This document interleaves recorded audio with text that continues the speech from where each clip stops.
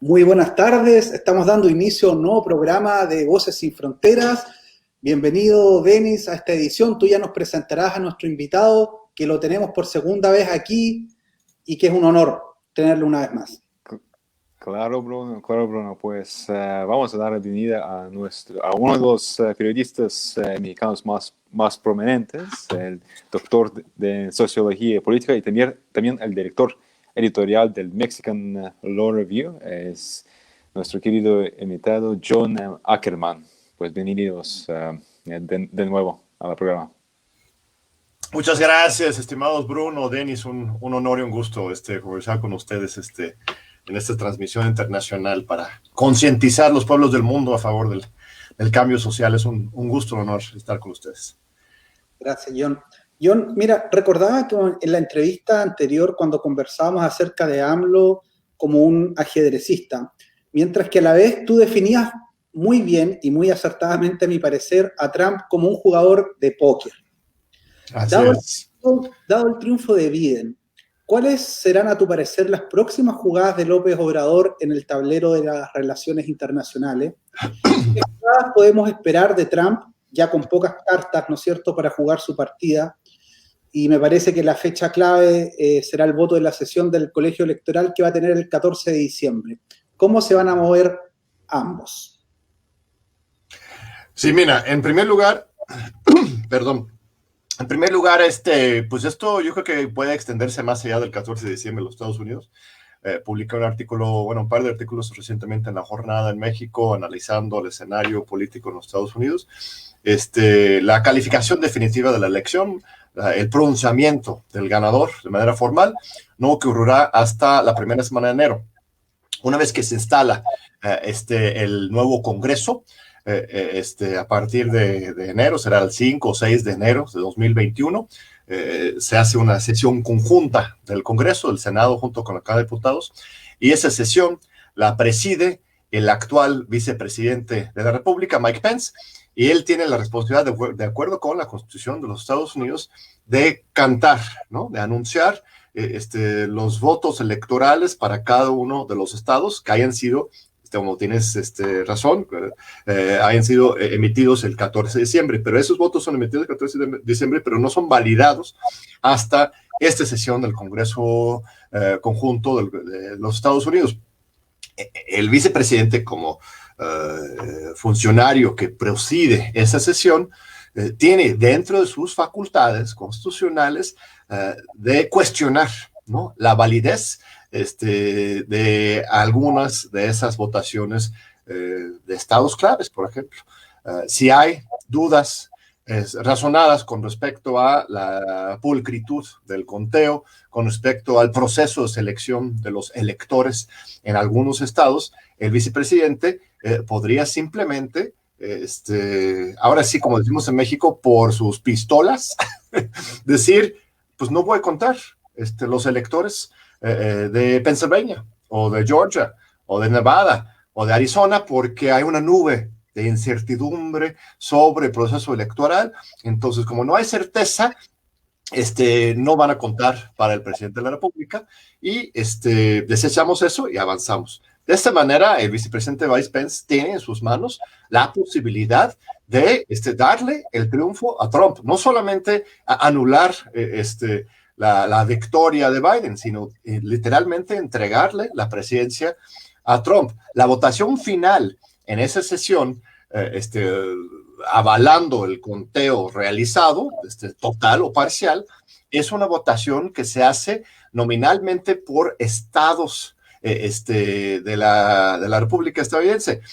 O sea, cada delegación estatal, cada conjunto de diputados de cada estado tienen un solo voto en la votación final definitiva, y resulta que Trump ganó más estados que Biden, más allá de que haya perdido en la votación popular, más allá que al parecer también perdió en el colegio electoral. Todavía él tiene una mayoría, tiene unos 28 de los 50 estados que votaron a su favor. Muchos chiquitos, por supuesto, pero en esta fórmula constitucional de los Estados Unidos, ellos podrían votar finalmente para avalar el conteo pues amañado de Pence, y ya tendríamos un segundo periodo de Trump. Suena increíble, ¿verdad? Pero en realidad no lo es un reflejo de lo caduco que es el sistema político electoral de los Estados Unidos, que no ha sido fundamentalmente actualizado desde el siglo XVIII. Por supuesto, han habido reformas, ajustes. Ahora, en general, se acepta, la Suprema Corte de Justicia ha dictaminado, ha resuelto que no es correcto, ¿no?, que un elector de esos de los estados, por ejemplo, traicione al mandato popular de su estado, ¿no? Porque eso es otro riesgo que se ha puesto en la mesa, porque como no hay votación directa y popular para el presidente de la República, sino que es indirecta por medio de estos electores que son seleccionados por los congresos estatales, tenemos elecciones populares indicativas, pero estrictamente hablando no existe la obligación para que el Congreso respete esa votación popular y nombre los electores que corresponden a esa votación. Y en segundo lugar, los electores seleccionados por el Congreso estatal correspondiente, tampoco hay una obligación estricta de que ellos cumplen con el mandato que le está dando el Congreso. Bueno, la Suprema Corte de Justicia sí ha intervenido, ha dicho que sí, en principio sí, por supuesto, pero el sistema está totalmente rebasado por los tiempos. No tienen un Instituto Nacional Electoral en los Estados Unidos, no hay votación directa y popular para el presidente de la República, no hay límites reales con respecto a el dinero que se gasta en las campañas. Son como unos 18 billones de dólares los que se gastaron en esta campaña, la elección más cara en la historia de la humanidad. Más de 5 millones de votantes fueron excluidos de su derecho de votar por haber purgado alguna pena en la cárcel. La mayoría de estos afroamericanos, latinos, las llamadas minorías, simplemente no tienen el derecho de votar en los Estados Unidos. Otros 10 millones de mexicanos en particular, aunque una comunidad más amplia de latinoamericanos que viven y trabajan ahí, pero no tienen papeles, no son documentados, tampoco pudieron votar. Mira, yo no soy fan de Trump de ninguna manera, pero sí es importante ver esta crisis político-electoral que está viviendo en los Estados Unidos hoy, no como resultado de la irresponsabilidad, solamente la responsabilidad de Trump. Irresponsable es eso, no lo podemos obviar, pero no es solamente su responsabilidad personal, lo que permite, ¿no?, que su irresponsabilidad personal genere esta crisis sistémica es porque la crisis tiene grietas, el sistema mismo tiene grietas muy profundas, que son motivo de reflexión, yo creo que de los mismos estadounidenses y de todos que en algún momento hayan visto a los Estados Unidos como un modelo de un sistema democrático. John, como tú dices, claro, Trump no es santo de tu devoción, otros dicen mejor diablo conocido que diablo por conocer. Y me llama profundamente la atención, claro, tu análisis de que existe una posibilidad real, dado el sistema que tiene Estados Unidos, de que Trump pueda ser elegido. Es realmente impresionante lo que acabas de señalar. Y respecto a la segunda parte de mi pregunta, ¿cómo se va a mover el ajedrecista López Obrador en el plano internacional?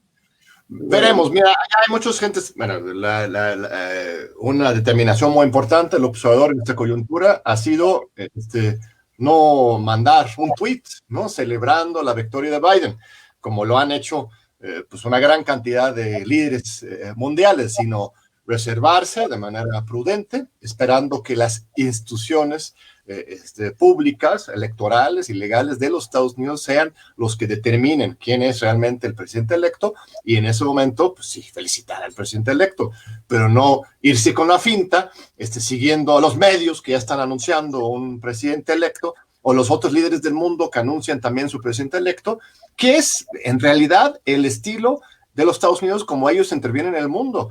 ¿Se recuerdan? Con el golpe de Estado contra Evo Morales, también fue lo mismo. Los medios y los otros líderes internacionales decían que hubo un fraude, que ellos no reconocían a Evo Morales, presionaban a los militares para que ellos mismos lo presionaran a Evo para que él tuviera que renunciar. O Juan Guaidó, que fue, pues sí, una payasada, si quieres, pero justamente por lo burdo, deja muy transparente la manera en que se ve al proceso electoral en general desde la lógica estadounidense. Las instituciones y las leyes, pues sí, tienen que cumplirse, pero lo importante es lo que dicten los medios corporativos y la comunidad internacional de líderes, que a su vez son en muchos casos representantes de estos circuitos financieros del capital. Entonces, ahí tenemos lo mismo, así como todo mundo, el otro día que Juan Guaidó se autonombró el presidente encargado de Venezuela, hoy también Biden ha sido nombrado ganador por CNN y Twitter, y ahora todos los líderes del mundo diciendo que Biden presidente. El observador ya ha vivido él mismo esta situación. En 2006 se le hizo un fraude, los líderes internacionales ahí felicitando a Calderón antes de que había terminado el proceso de dictaminación y evaluación de la elección, que tarda 2 meses. Entonces él, con gran dignidad y respeto a la soberanía de los Estados Unidos y la soberanía popular en general, dice, pues voy a esperar hasta que haya una dictaminación formal. No, yo no le creo a CNN, yo le creo a las instituciones. Entonces, eso es muy importante. Ahora, desde los Estados Unidos y dentro de México, muchos comentaristas están diciendo que le va a costar, ¿no?, a López Obrador en su relación con Biden, si es que al final de cuentas lo más probable es que sí quede Biden, porque al final de cuentas quien manda en los Estados Unidos no es la política, sino Wall Street, y a Wall Street no le conviene que, por mucho que Trump sea muy pro corporativo y estas cosas, Wall Street ya decidió, ¿no? O sea, ellos quieren a Biden para la estabilidad, y al final de cuentas pues va a quedar Biden por eso, no por la otra razón. Entonces, pero dicen, entonces Biden se va a enojar con López Obrador, va a cobrar la factura cuando llegue. Mira, pues es probable, la verdad es que de que algún sector, ¿no?, de los bidenistas intenten hacer esto. Así es como el sabor de la política en los Estados Unidos. Otra vez, no son muy institucionales. Es un mito eso de que la política estadounidense es muy institucional. Al contrario, son muy pasionales, hipócritas sí, pero muy pasionales.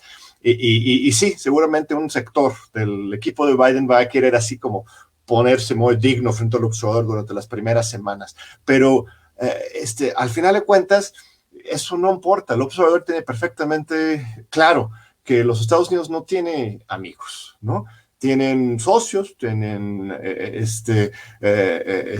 cómplices, tienen pues algunos adversarios, pero al final de cuentas la relación entre México y los Estados Unidos tiene que caminar por la diplomacia, por supuesto la ley, pero no importa caerle bien o no. Con Trump, pues sí, se estableció una buena relación, ¿no? Pero eso no era lo importante. Lo que realmente se estableció es que López Obrador puso 2 pies en la tierra y negoció, ¿no?, una salida de varios problemas y intensas relaciones que tiene México con los Estados Unidos al compartir esta frontera tan enorme. De la misma forma será con Biden. Seguramente habrá así otro estilo público, pero eso no es lo relevante. Lo importante es la relación de fondo, y López Obrador va a seguir con su defensa de la soberanía y con su respeto en relación con los Estados Unidos, ¿no? Es muy, muy interesante lo que dices, John, especialmente al respecto de,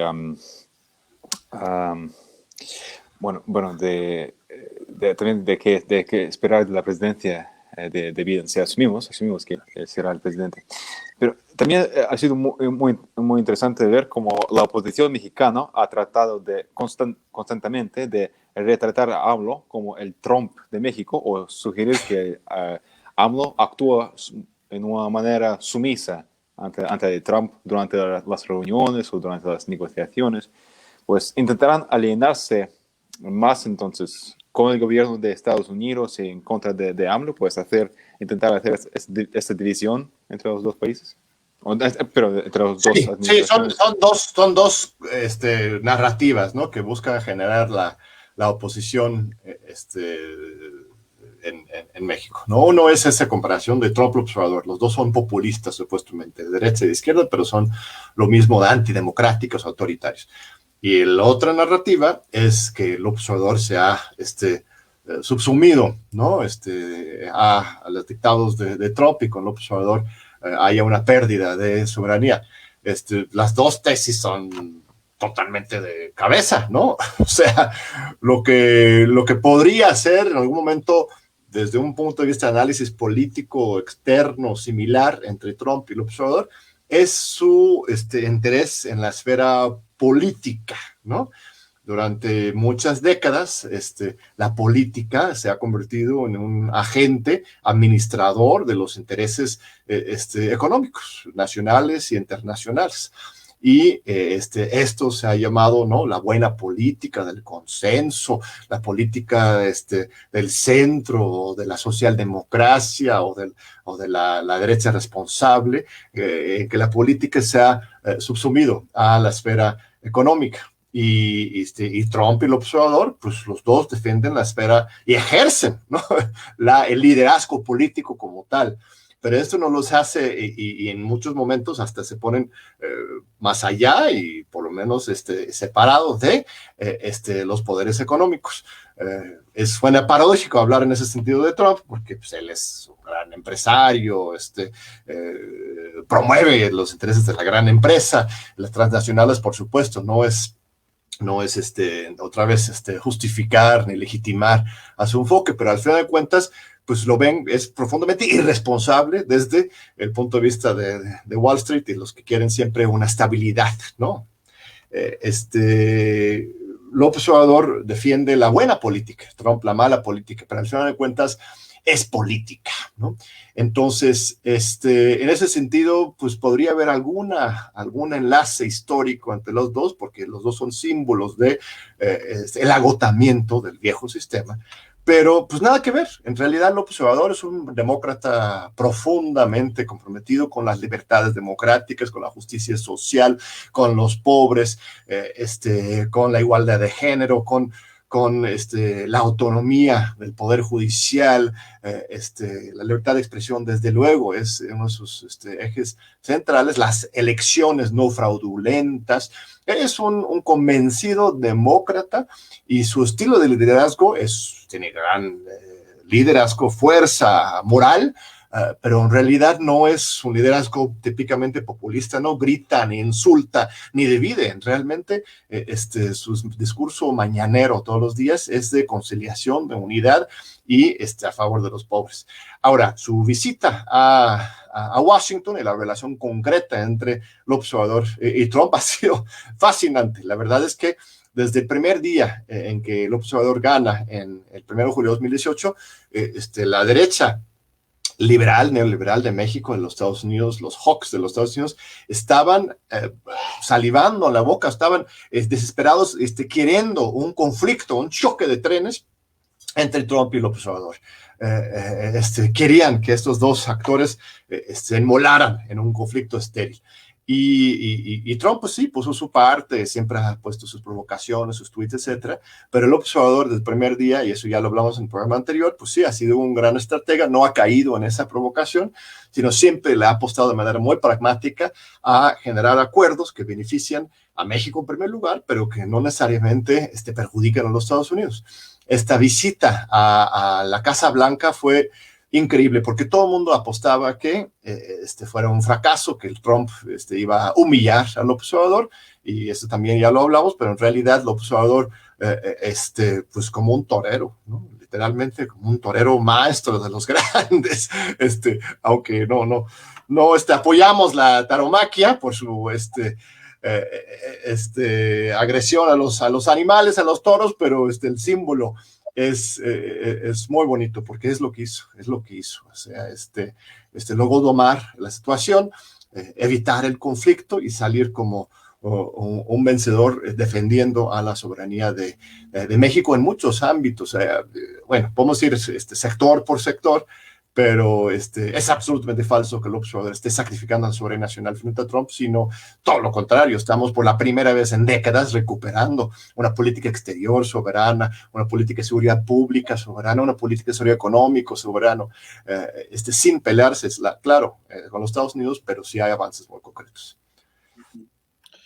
John, te quería llevar ahora a un tema interno de México y que tiene que ver con su proyecto político, con su filosofía de la que tú has participado desde dentro de ella. Hay personas que aún en Latinoamérica no conocen el trasfondo de la llamada Cuarta Transformación en México. Y te quería preguntar, y que si tú puedes aclarar a las personas, ¿cuáles son los pilares, ¿ya?, de la cuarta transformación? ¿Cuáles son las columnas que la sostienen, ¿ya? ¿Y cuál es el grado de avance a la fecha de esta cuarta transformación? ¿Y cuáles, a tu parecer, son las columnas más débiles y que se debiesen fortalecer? Pues una gran pregunta, Bruno. Muchas gracias. Y sí es muy importante reflexionar sobre lo que está pasando en México porque es simbólica y históricamente muy importante para el mundo entero. De hecho, la semana pasada aquí en la UNAM, desde el centro de investigación que dirijo, que se llama el Programa Universitario de Estudios en Democracia, Justicia y Sociedad, tuvimos un foro de toda la semana hablando de este tema, no solamente de México, sino en general del mundo, de cómo superar el neoliberalismo en lo que sería la era post-pandémica, pero lo pusimos, aunque yo creo que eso no va a ocurrir nunca, siempre vamos a estar al punto de salir de la pandemia, pero en México estamos experimentando muchas cosas muy interesantes que no solamente son importantes para los mexicanos, sino para el mundo. Los ejes centrales de la 4T, como le decimos, en general es una respuesta al sistema neoliberal. México no logró sumarse a esta ola rosa que atravesó toda América Latina con gobiernos progresistas de muchos estilos, colores y sabores, desde Brasil hasta Centroamérica, Venezuela, hasta en Chile estaban experimentando con algunos esfuerzos más progresistas, Ecuador, Bolivia, todo el continente, menos Colombia y México eran los que se habían quedado estancados dentro de esta larga noche neoliberal, como dice nuestro amigo Rafael Correa, y por fin logramos dar la vuelta. Lo hubiéramos logrado antes, en 1988, de hecho hubiéramos sido los primeros. Para ponerle ejemplo en la materia, hubo un fraude electoral en el 88 que no lo permitió, hubo otro fraude electoral en 2006, luego, pues yo creo que también un tercer fraude en 2012, ya no fue un fraude en las urnas, sino un fraude de financiamiento de Brecht y otros poderes financieros internacionales y una compra masiva de votos. Entonces, por fin, después de muchos intentos, 2018, rompemos con el sistema neoliberal, hay una alternancia política real, y esto implica, en primer lugar, que es lo que ha dicho el observador, combatir la corrupción, porque el neoliberalismo no es un sistema, no fue, sigue con nosotros, obviamente, aunque el gobierno ya es hoy un gobierno antineoliberal, el neoliberalismo como tal sigue como estructura hegemónica aquí en México, en el mundo. El sistema neoliberal no es solamente una teoría económica, no es solamente un enfoque hacia el mercado, la privatización, la supuesta competencia, utopía de que hablaba Carl Polanyi de la economía, el mercado autorregulado, es también todo una lógica de saqueo y de corrupción. Las privatizaciones de los 90 en todos los países de América Latina son un ejemplo muy claro del mismo. Estas privatizaciones se vendían con la idea de que era limpiar, ¿no? Evitar justamente la corrupción de los estados abultados para pasar las industrias al mercado limpio y competitivo, cuando realmente lo que ocurrió es justamente lo contrario.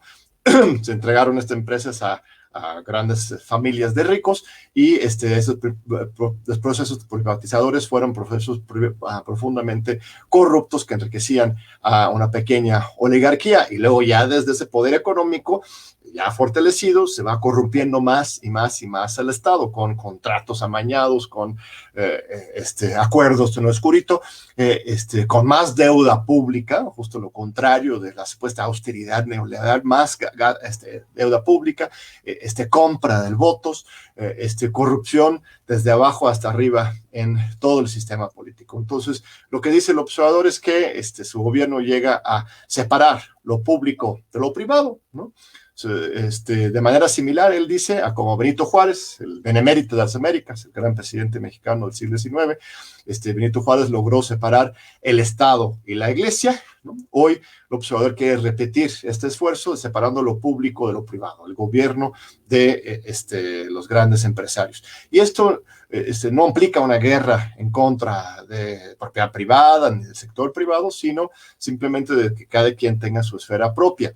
Esto suena en un principio como una ideología, un enfoque pues muy reformista, ¿no? Muy socialdemócrata. Y podría ser, si lo ves desde un enfoque estrictamente teórica, pero en realidad lo que esto implica es una expropiación, recuperación de grandes áreas del Estado mexicano, entendido el Estado no solamente como las instituciones gubernamentales, sino en general la relación del Estado y la sociedad, recuperación de grandes zonas que eran territorios perdidos para el narco, para los oligarcas, para el capital financiero, para la delincuencia común, recuperar esas esferas para lo público, para el espacio público, todo el poder judicial, los policías, la economía misma, poner un freno al desbaratamiento de la empresa petrolera nacional, por ejemplo, Pemex, recuperar los mercados públicos pequeños, esto más es política local,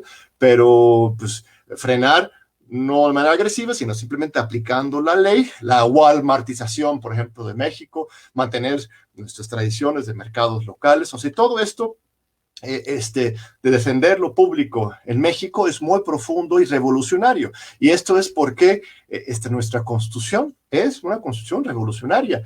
No sé si todos lo tengan conscientes, pero nosotros seguimos hoy con la constitución de 1917, que fue una constitución surgida de la Revolución Mexicana, que fue incluso antes de la Revolución Rusa y todas las revoluciones del siglo XX, que el siglo XX fue el siglo de las revoluciones, la primera fue la mexicana, y nuestra constitución sigue siendo una constitución revolucionaria con conceptos muy avanzados en su momento, desde luego, en 1917, pero hoy siguen siendo súper relevantes y todavía están avanzados. Muchas constituciones del mundo todavía no alcanzan después de 100 años los avances que tenemos, sobre todo en materia de derechos sociales, derecho a la tierra, al trabajo, a la salud, a la educación, al agua, a la cultura, a la información.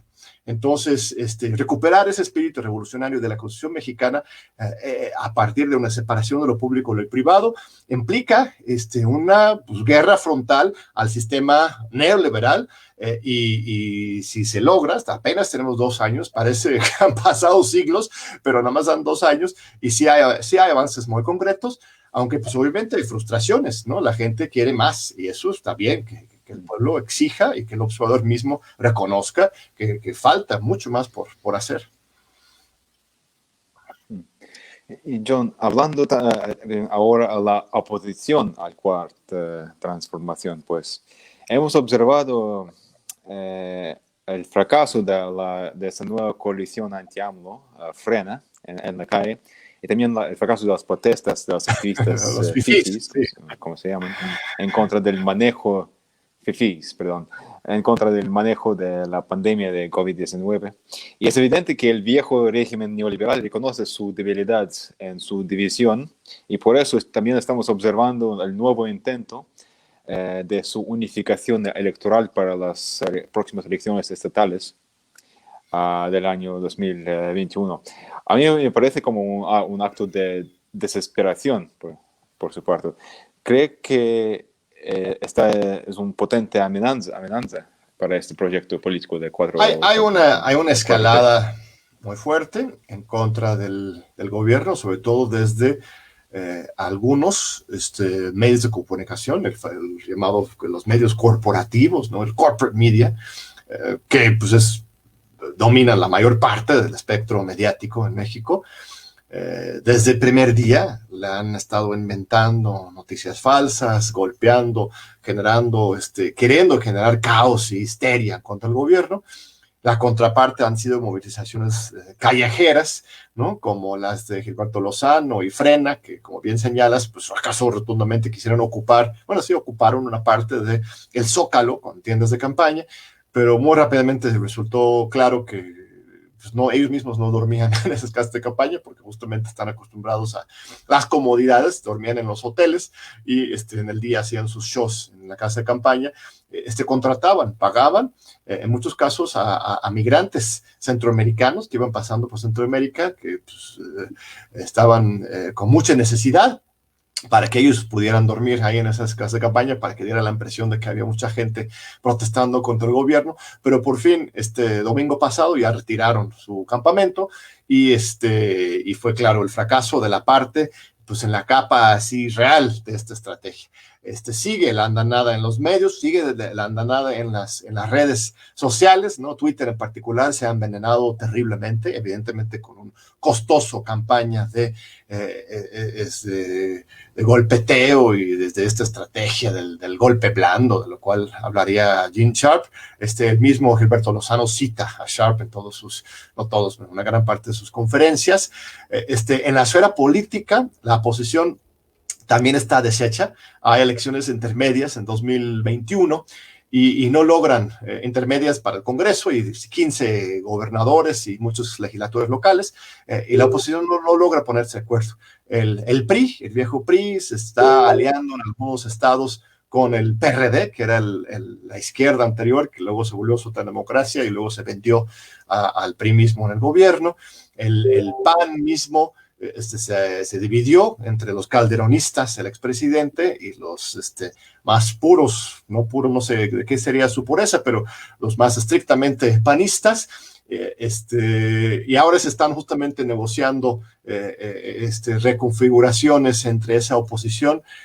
Si ellos logran generar un bloque, un único opositor, pues podrían disputar algunas gobernaturas, alguna parte de la legislatura federal el próximo año, pero se ve difícil. Lo más probable es que ellos mismos se sigan divididos entre ellos y que Morena, que es el partido del observador, pues que sigue con una gran legitimidad y el presidente con una tasa de aprobación de un 70%, lo más probable es que Morena va a arrasar el próximo año en las elecciones intermedias y ahí el peligro político, bueno, la turbulencia política más importante es dentro de Morena misma, justamente como es un partido tan amplia, como un arco iris, incorpora muchas figuras muy distintas y muchos movimientos e intereses muy distintos, y lo que une todo es la figura presidencial, pero esas contradicciones son tan fuertes que va a ser difícil mantener la unidad en el partido. Eso es uno de los grandes retos que tiene el nuevo presidente del partido, Mario Delgado, que fue seleccionado, porque no fue electo, fue seleccionado por una encuesta nacional recientemente, pero él llega con ese mandato, ese propósito de unir el partido. Veremos si eso ocurra, porque si no, si se fragmenta Morena desde adentro, eso podría generar gran inestabilidad y problemas políticos para el observador y para el país entero. John, una cosita. También sobre ese intento de unificar las fuerzas entre los partidos viejos. A mí, por un parte, como he dicho, esto puede ser una amenaza potente, pero por otra parte, desde mi punto de vista, eso es como tener todos tus juegos podridos en la misma caja. Exacto. Algo así. Entonces, eso puede ser muy peligroso para ellos si ellos fracasan en este intento. Claro. Si Morena y sus aliados lo arrasan, pues creo que esto va a hacer un daño tan fuerte que incluso en el próximo elecciones de 2024, pues no sabemos quién sería. Tienes toda la razón. Tienes toda la razón, Denis. Es un buen análisis el tuyo, porque si logran, por puro pragmatismo, ¿no? Unirse, van a dejar más claro que nunca, ¿no? Que son lo mismo, ¿no? Exacto. Y van a obligar a la gente a optar por Obrador o el otro. Ellos son los que van a polarizar el país. Tienes toda la razón, y eso podría incluso ayudar al mismo proyecto de Obrador, claro. Así es. Sí. Cubierto han de quedar. Mira, quería poner en pantalla dos imágenes. Bueno, la primera da cuenta de los niveles de aprobación del presidente, ya que están bastante altos, contrastan dramáticamente con los niveles de aprobación que tiene Piñera en Chile. Esta imagen para que podamos conversar. Estos números son modestos, Bruno. Este encuestador, Mitofsky, es sistemáticamente antiobradorista, así que eso es el mínimo. En realidad, otras encuestas lo ponen en 70%. Sí.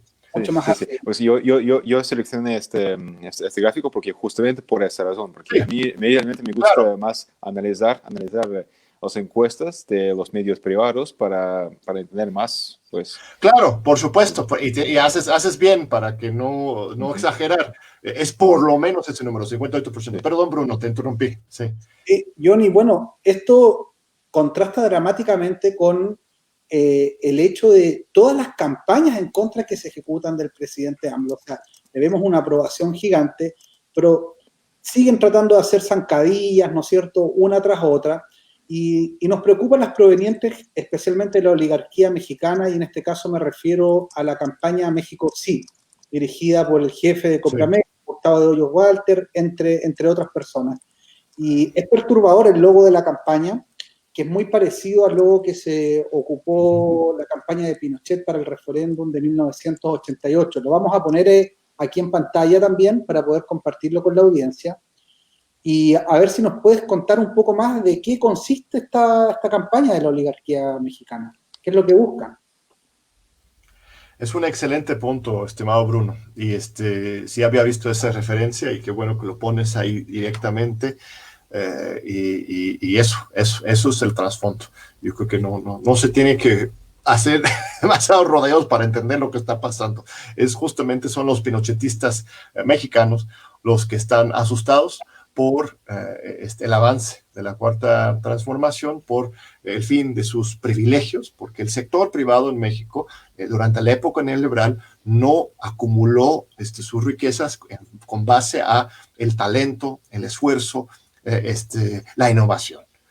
La oligarquía mexicana acumuló sus riquezas, que son enormes, es el país más desigual del mundo, y sobre todo en los últimos 30 años se ha fortalecido esa desigualdad. Lo lograron al amparo del Estado, gracias a los privilegios fiscales, contractuales y de corrupción abierta, proteccionismos dentro del mercado interno, incluso hacia el exterior para ellos.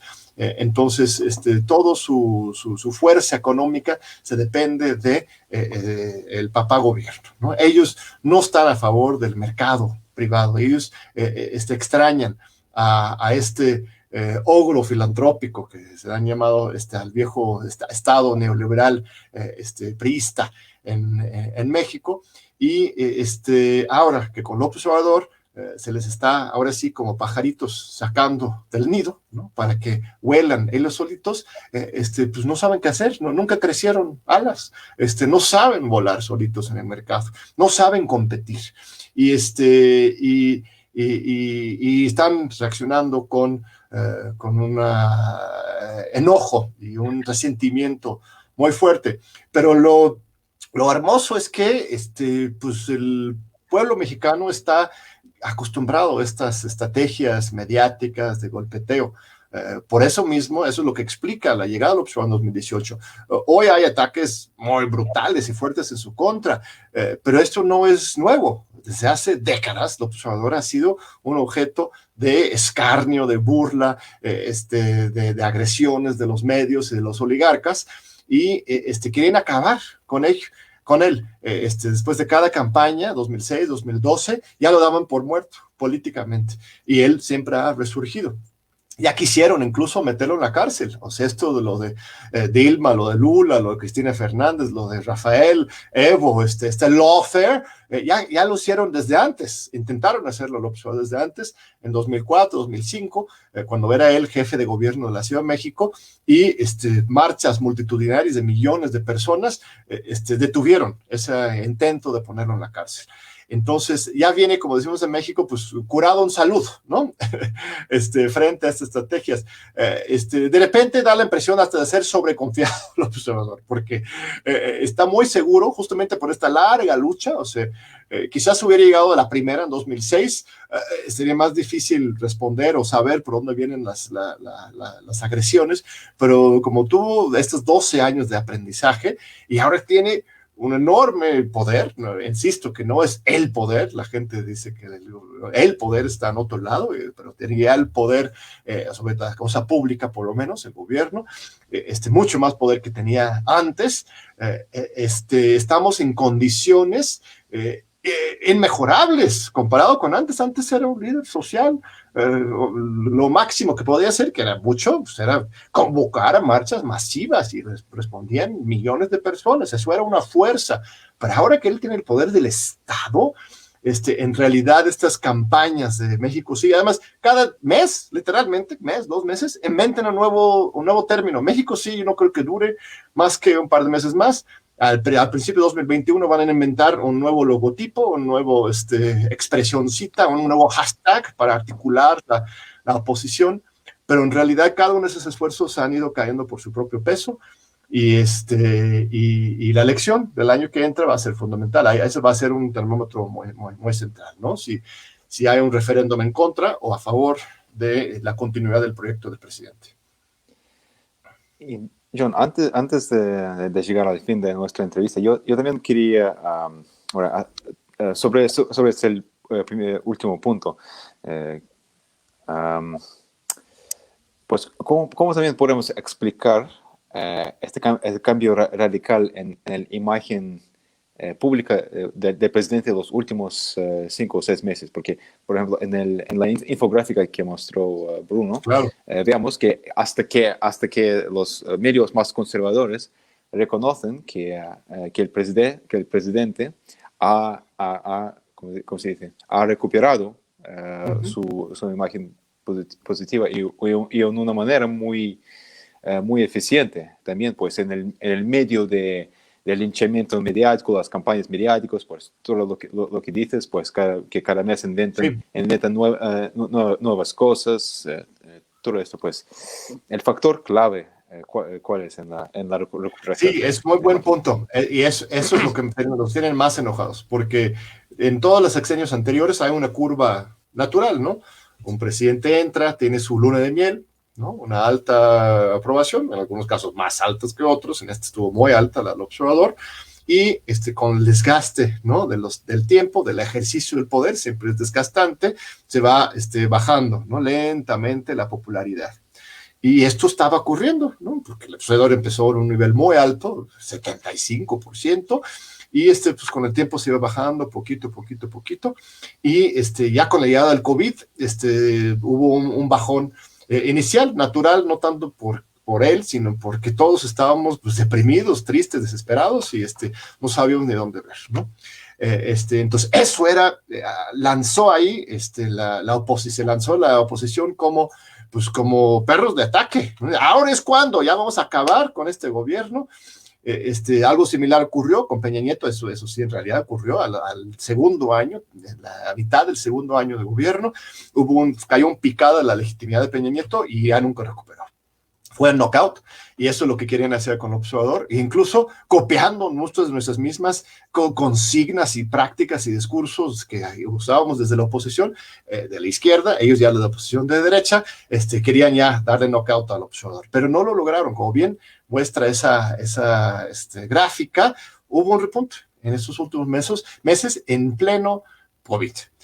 ¿Y por qué? Porque justamente, si bien hubo un primer momento de crisis, de caos, de depresión social, ¿no? La gente empezó a darse cuenta que, bueno, no es que se hayan dado cuenta, sino que desde esa vulnerabilidad, ¿no? Empezaron a revalorar, ¿no? El liderazgo político tan humanista del observador y su respuesta a la pandemia. La han criticado, no usa tapabocas. Bueno, están desesperados por taparle la boca, es muy simbólico, están desesperados por taparle la boca al observador. Y sí, claro, por cuestiones de salud pública, pues sí, tendría que dar el ejemplo, etcétera, pero él está viendo más allá, como decimos, como ajedrecista.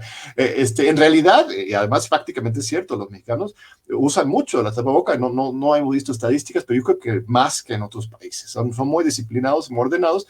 Entonces, él va más allá, dice, yo voy a seguir hablando, voy a seguir estando presente y voy a seguir con acciones muy estratégicas, pragmáticas para resolver los problemas, ¿no? Entonces, no ha habido un rebase del tope en los hospitales, ¿eh? No hay escenas como pues, en Italia, en otros países o Ecuador, en que la gente esté en la calle, de ninguna manera. O sea, se multiplicó durante un periodo de 2 meses, entre abril, mayo y junio, se triplicaron la cantidad de camas disponibles en el país.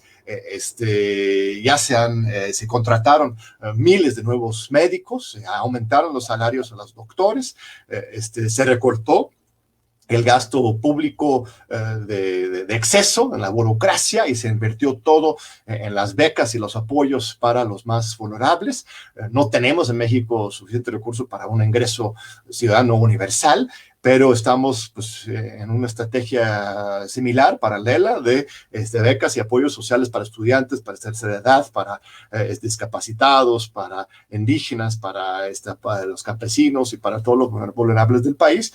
Entonces, se ha volcado todo el aparato estatal a apoyar a la gente, ¿no?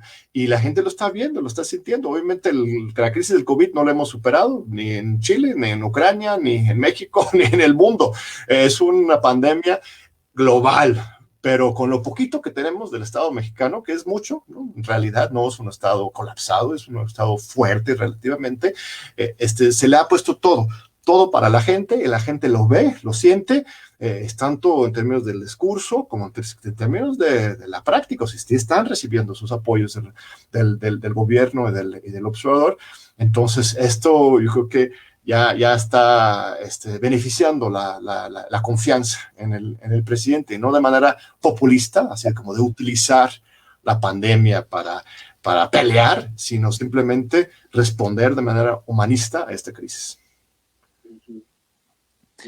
La palabra que yo creo que sería mejor para resumir todo lo que ha dicho John es que es persistente. Así es. Así ha sido siempre. Desde hace décadas, eso es lo que lo distingue y lo caracteriza al observador, esa persistencia, exactamente. Consecuente, persistente y consecuente.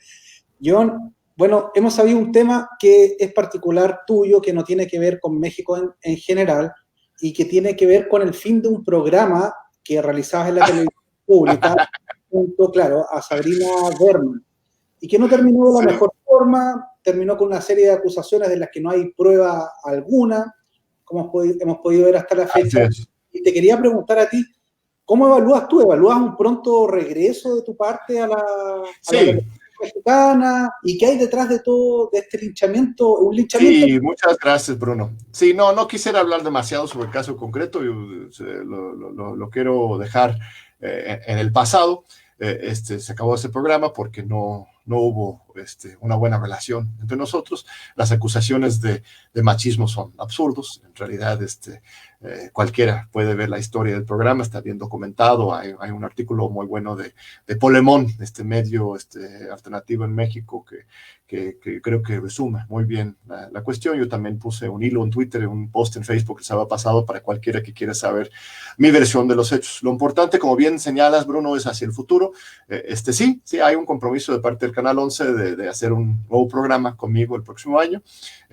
Ahora tendré más cuidado con cómo conformo el equipo del programa, porque este programa de Johnny Sabina pues también era un programa que yo diseñé, y vamos a diseñar un nuevo programa que espero tenga pues mayor longitud en el tiempo, que puede durar muchos años, que también, como el programa anterior, apuesta a la polémica, al diálogo, a la participación de la sociedad, porque una cosa terrible de la pandemia es que no nos ha permitido hacer cosas presenciales. Ese programa yo lo diseñé no solamente con una co-conductora fuerte, clara, inteligente, de una ideología muy distinta a la mía, sino también con la presencia de un público, ¿no?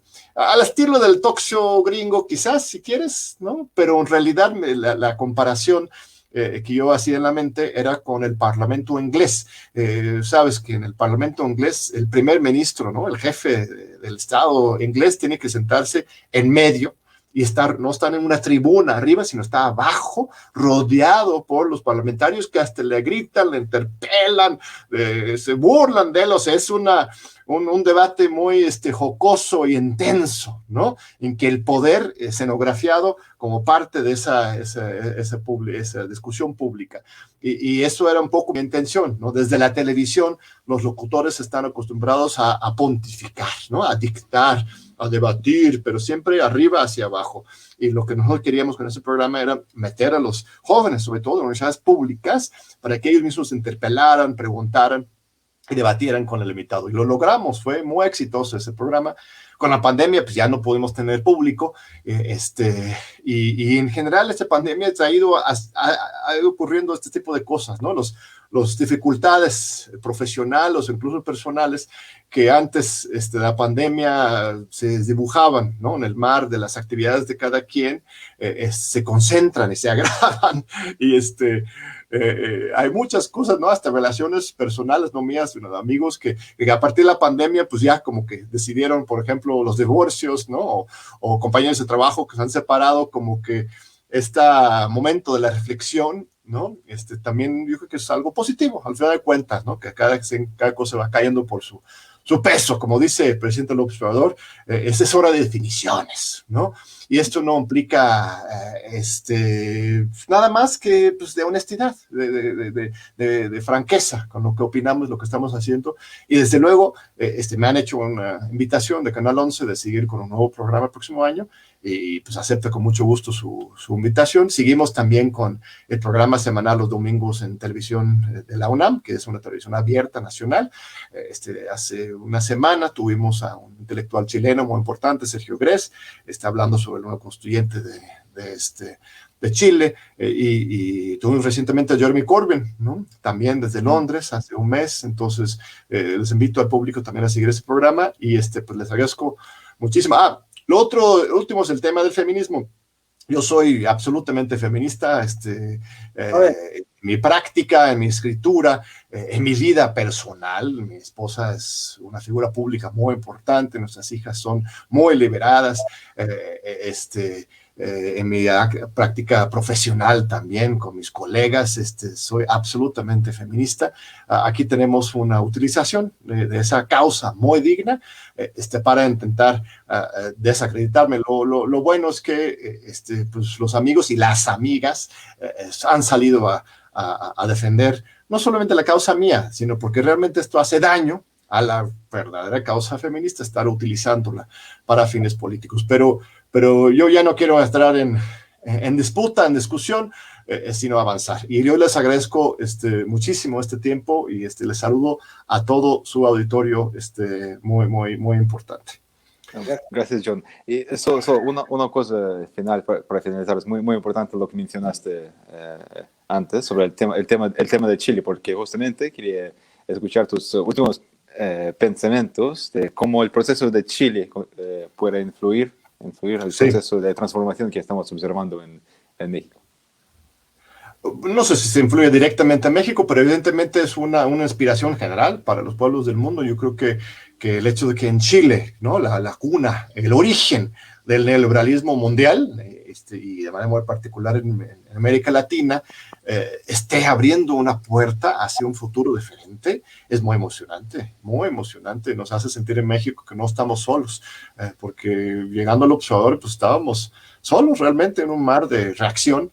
Llegó Alberto Fernández en Argentina, está ahora ya hasta Luis Arce en Bolivia, que tuvimos el honor de recibirlo virtualmente en nuestro seminario internacional la semana pasada. Justamente tuvimos una conferencia de él, y esto que hasta Chile se esté sacudiendo y avanzando, es una gran inspiración, y pues esperemos que logre mantener la movilización para aprovechar de este momento para dar un giro histórico a un nuevo régimen post-neoliberal en Chile, y que esta constituyente no sea utilizado por las mismas fuerzas oligárquicas de siempre, autoritarias, para simplemente cambiar de vista, ¿no? La apariencia y no cambiar de fondo. Yo tengo la esperanza de que vayan a poder aprovechar ese momento para que realmente haya una transformación. Yo creo que Chile y los Estados Unidos están viviendo un momento similar, ¿no? Black Lives Matter, el movimiento allá en los Estados Unidos, todavía no llega así como al momento cúspide de dar la vuelta, pero en cualquier momento puede ocurrir, y esta victoria del nuevo constituyente en Chile es una indicación de que, pues quizás sí, hay que entrarle con todo. Así es un proceso que ya iniciamos, no tiene punto de retorno y de aquí solo vamos para adelante. Muchas gracias, John, por haber compartido con nosotros una vez más aquí en Voces Sin Fronteras. Al contrario, un honor. Un abrazo fuerte. Muchas gracias a los dos. Gracias, John.